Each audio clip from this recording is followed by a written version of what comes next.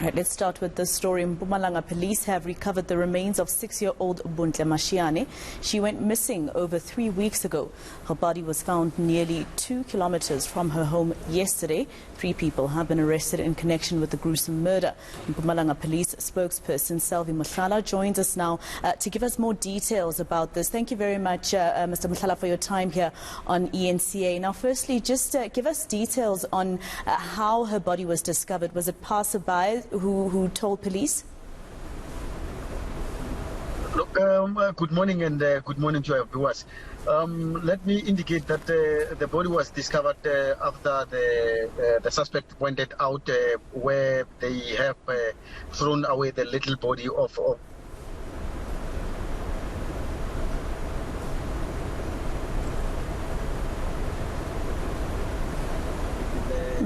that was by the community, but indeed it was the pointing out by the suspect.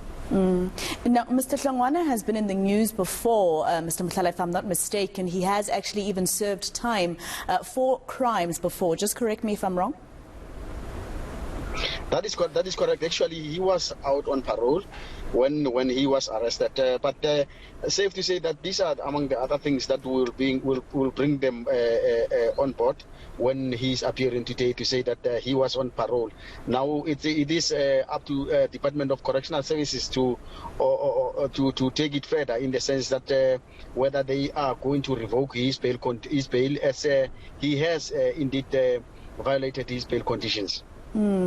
Actually, quite gruesomely so. Has he, told police exactly what happened with Bontle? I know that he was the last person to have seen her, or he was the person that was last seen with her. So has he told police, before he pointed out exactly where her remains would be found, did he give you any details on what they did to her?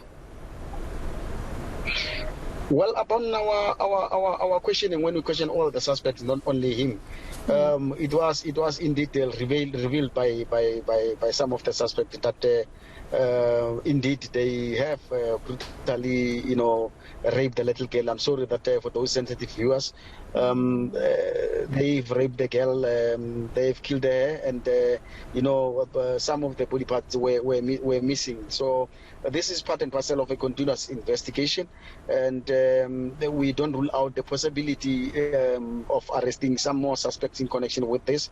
I can safely say that we've got 2 extra suspects who are taken in for questioning with regard to this particular issue. But as to where the body parts were taken to, for now is not yet certain. We're not yet certain into where did they go to. But then we are in investigation, so everything is still open for now. The investigation is still at a very infancy state. We hope that we'll get a clear indication in terms of where did they take the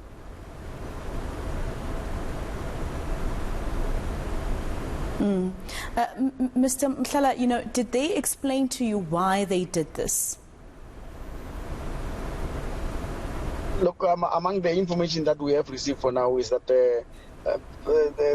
some of these body parts they've sold them to someone else who serve as a link between them and the other person who's buying these particular parts. So as to what really are they going to do with the body parts, no one knows for now. It's still part and parcel of our investigation. But safe to say, among the things that they said is that yes, the body parts were sold for a particular amount of money, and then from there they don't know what are they going to do with them. So I assume the other people that you're going to try and find as police, of course, in your investigation, is the person that bought these body parts. We'll definitely have to look for that particular person who has bought the body parts, because obviously one of the things that we must do is, if indeed it's true of what they are saying, of the allegations that they have sold the body parts, we definitely have to find the market and close that particular market, because it's going to be a continuous thing. It wouldn't be only Bontle, it means that if the market is still open, then therefore it means that there's a possibility that other children will get lost for the sake of supplying that particular market. So this is part and parcel of our investigation. We'll investigate, and if indeed that is true, the allegation that have been mentioned, therefore we'll have to definitely focus on that particular market and try to close it. When you talk about a market, that actually leads us to my next question in terms of how popular these types of cases are in Mpumalanga and perhaps particularly in that particular area. And the stealing of babies, it does happen, but somewhere you find that the bodies are being found as complete as possible. But one would say it happens after some time. These are the rare cases whereby you find that the body parts are missing on the children. But it means that we need to now to start to focus and try to find out in terms of the modus operandi, in terms of where most of the children are missing, whether indeed they are being found with the missing parts or not. If that is the case, then where to from here now? But then I can say safe to say it's a rare case that happens especially in the province of Mpumalanga. So one would say that yes, we often receive the cases of missing children, but we found them, and sometimes when we found them alive, and where we found them not being alive, it will be like with a complete body.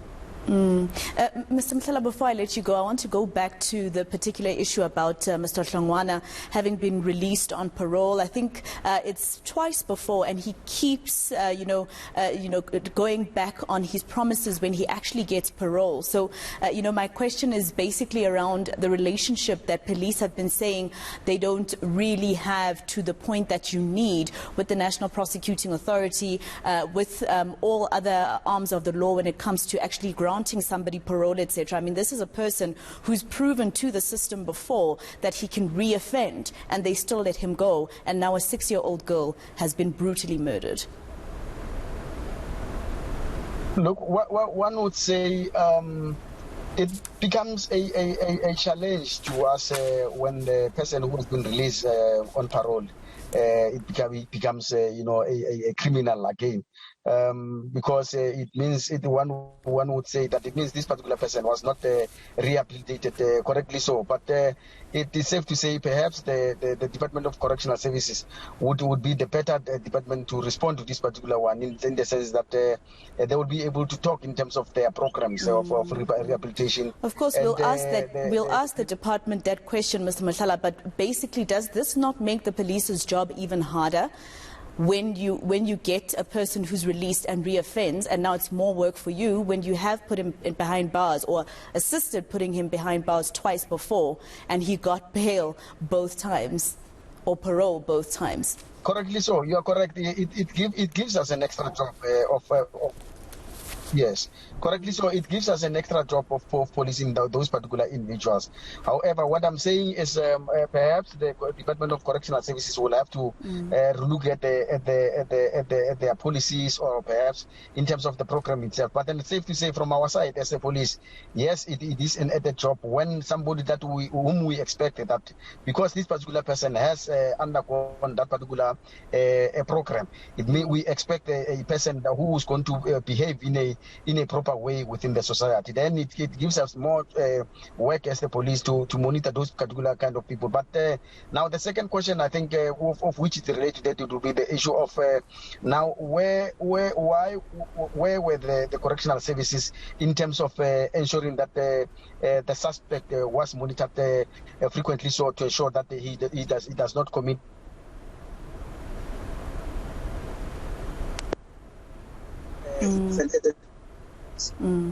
All right. Well, thank you very much for speaking to us. That is the police's spokesperson in Mpumalanga, Selvy Mohlala. I mean, this is one of those cases where you find yourself as South Africans asking whether or not you can actually believe in the law when a person who first committed a robbery is released on parole, and then he commits another crime released on parole, and now a 6-year-old little girl has lost her life.